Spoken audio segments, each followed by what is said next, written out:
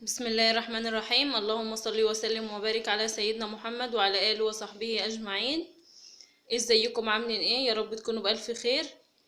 هنعمل مع بعض النهاردة الميني بيتزا بطريقة بسيطة جدا ومكونات متوفرة في كل بيت.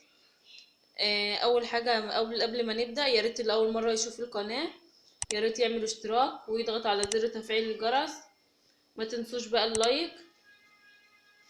معايا بقى المكونات بتاع الميني بيتزا. معايا أول حاجة هحتاج هنا لكيلو من الدقيق. دي متعدد الاستخدامات. معايا هنا كوباية من الزبادي او اللبن الرايب. معايا هنا بيضة، كوباية من اللبن او الحليب.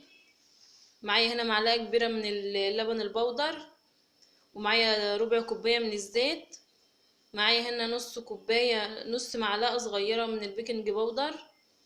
رشة ملح، معلقة كبيرة من السكر، معلقة كبيرة من الخميرة. ومعايا هنا كوباية مية دافية، اذا احتاجنا منها هناخد منها نحط على حسب بقى ما العجينة بتاعتنا تلم. اول حاجة بقى هنعمل مع بعض.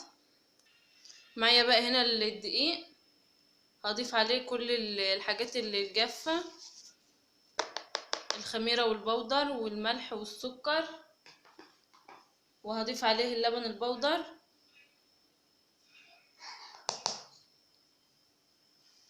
هديلهم كده تقليبة.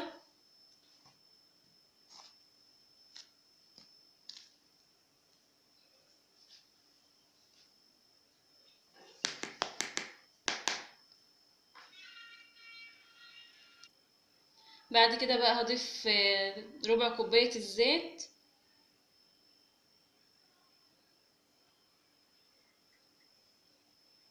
وهضيف بقى عليهم البيضة،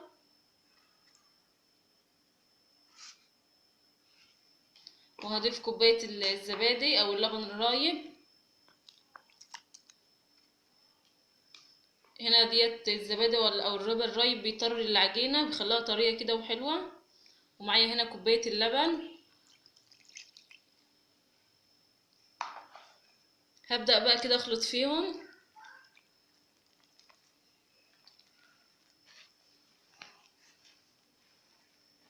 لغاية ما العجينة بقى تلم معانا.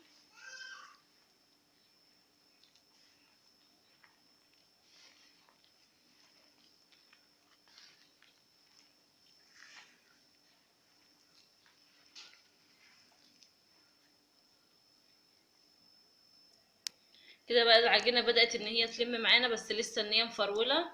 هضيف بقى نص كوباية المية الدافية.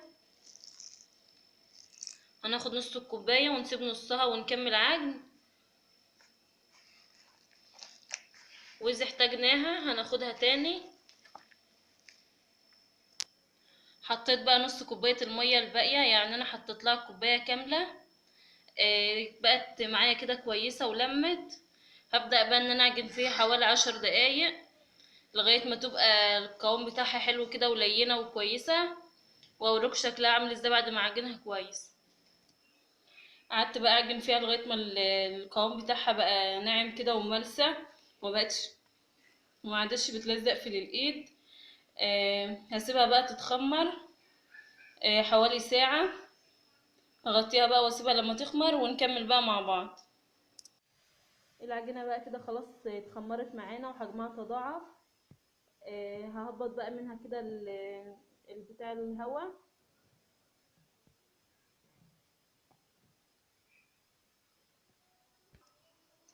حطيت بقى مفرش السيليكون، هرش عليه رشة دقيق كده علشان هفرد عليها العجينة.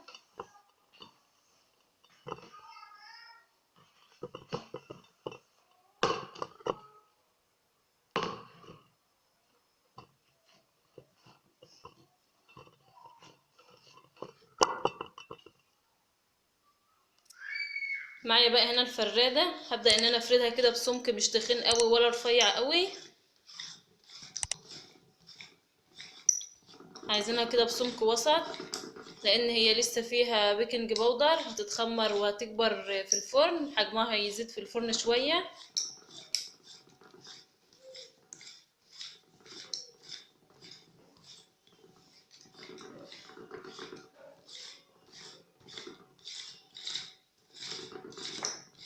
هنجهز بقى القطاعة اللي هنقطع بيها. فردت بقى كده العجينة بسمك رقيق خالص، يعني مش صغير برضو، حوالي كده سنتي. معايا بقى هنا كده القطاعة ديت، وممكن ان احنا نعمل بكوباية. هبدأ بقى ان انا اقطع كده.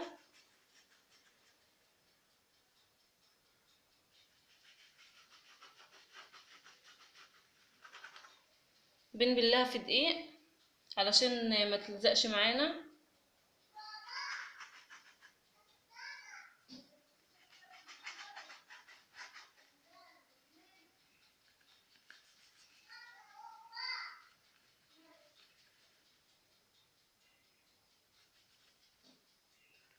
هقطعهم بقى كده كلهم بالشكل ده.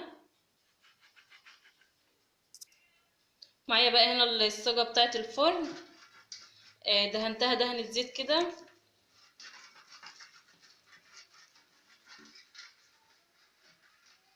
هبدأ بقى ان انا اضيف فيها العجينة بتاعتنا بتاع البيتزا. هحط بقى القطع بتاع البيتزا ده السمك اللي احنا عايزينه، ولسه كمان هتزيد. هحطها بقى كده في الصينية.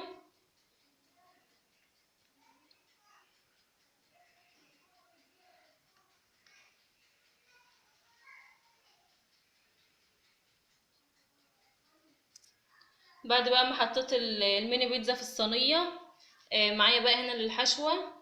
معايا هنا صلصة بيتزا جاهزة، ومعايا هنا فلفل الوان، فلفل اصفر وفلفل اخضر وطماطم وزيتون. ومعايا هنا جبنة بيتزا مبشورة. اول حاجة بقى معانا هنا صلصة البيتزا دي بتبقى عبارة عن ايه. انا عملتها معاكم مرة قبل كده. بنجيب طماطم بنعملها رباع، وبنحط عليها شوية مية صغيرين ونحطهم على النار لغاية ما تبدأ ان هي تستوي. بنضربها في الخلاط، وبنضيف بقى عليها بعد ما نخلطها نضربها كويس. بنضيف عليها بقى شوية توم باودر، بصل باودر، شوية زعتر، شوية زيت، ملح وفلفل. بتبقى كده معايا صلصة البيتزا جاهزة. وممكن ان احنا نضيف عليها معلقة كاتشب او معلقة صلصة طماطم. انا هبدأ بقى دلوقتي ان انا ادهن كده الوش بتاع الميني بيتزا.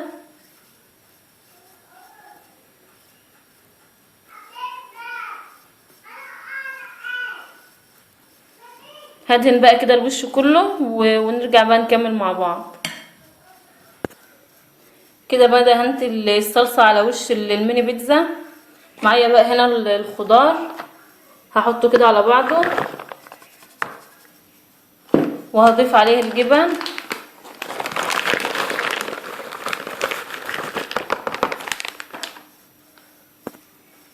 هقلبهم بقى كده مع بعض. ديت بقى الحشوة بتاعت البيتزا معانا.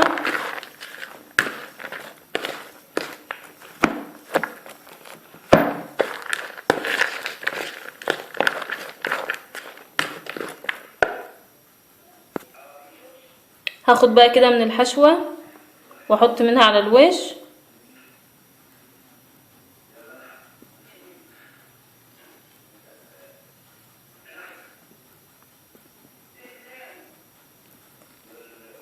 في الوقت دوت بقى انا مولعه الفرن على درجة حرارة 200 من فوق ومن تحت. بتقعد معانا في الفرن حوالي 10 دقايق. هكمل بقى انا رص كده وادخلها الفرن، ونرجع بقى نشوف شكلها عامل ازاي. وده بقى شكل الميني بيتزا بتاعتنا بعد ما طلعت من الفرن. شكلها وريحتها جميلة جدا، هتعجب الاطفال قوي. وده شكلها من جوه، بتبقى معانا بالشكل ده. يا ريت بقى لو عجبكم الفيديو ما تنسوش تشتركوا في القناة وتفعلوا زر الجرس وتعملوا لايك. اشوفكم بقى على خير في فيديو جديد، ومع السلامة.